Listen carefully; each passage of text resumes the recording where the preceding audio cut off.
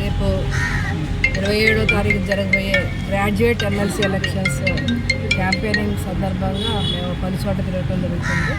ముఖ్యంగా గ్రాడ్యుయేట్స్ అందరినీ కూడా కలుస్తున్నాం. గవర్నమెంట్ ఆఫీసర్స్ కానీ, ఇంజనీరింగ్ కాలేజెస్, అదేవిధంగా స్కూల్స్ టీచర్స్ని ఈ విధంగా కలవటం జరుగుతుంది.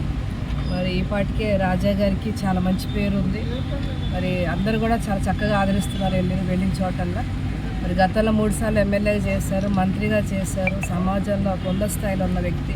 ఇంజనీరింగ్ కాలేజెస్ కానీ, మెడికల్ కాలేజెస్ కానీ మరి వారికి ఉన్నాయి. అదేవిధంగా చాలా సేవలు అందించారు గతంలో మంత్రిగా ఉన్నప్పుడు. అటువంటి వ్యక్తిని చట్టసభల్లో పంపిస్తే తప్పకుండా గ్రాడ్యుయేట్ సమస్యని మరి వారి వాయిస్ ద్వారా వినిపిస్తారని చాలా మంది చాలా హర్షం వ్యక్తం చేస్తున్నారు. అదేవిధంగా నందిగాం నియోజకవర్గంలో దాదాపు 9,000 ఓట్లు ఉన్నాయండి గ్రాడ్యుయేట్స్. అందరికి కూడా మేము పేరున మరి ఫోన్ ద్వారా రిక్వెస్ట్ పెడుతున్నాం. అదేవిధంగా అధిష్టానం నుంచి కూడా రోజు మెసేజెస్ వెళ్తున్నాయి. తప్పకుండా మేము రాజా గారికి నందిగాం నియోజకవర్గం నుంచి మంచి మెజారిటీని అందిస్తామని తెలియజేసుకుంటున్నాం. అదేవిధంగా ఈ ఎలక్షన్స్ అబ్జర్వర్గా మనకి రావి వెంకటేశ్వర గారిని వేశారు.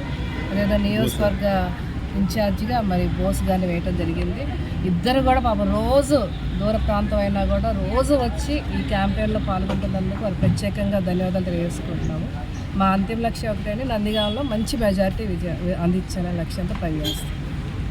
ఓటర్స్ అందరికి కూడా రిక్వెస్ట్ చేసేది ఆల్పాటి రాజప్రసాద్ గారి అభ్యర్థిత్వాన్ని బలపరచండి. ఎందుకంటే ఆయన గతంలో మంత్రిగా పనిచేసే అనుభవం ఉన్న వ్యక్తి, అనేక పోరాటాలు చేసిన వ్యక్తి, ప్రజల కష్టాలు తెలిసిన వ్యక్తి.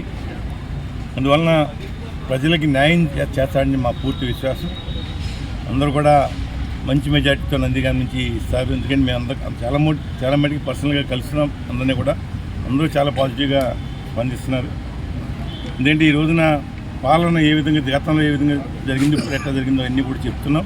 వాళ్ళకి అర్థమవుతుంది. అన్ని వర్గాలు ఇబ్బంది పడి వ్యవస్థలో కుప్పకూలిపోయినాయి.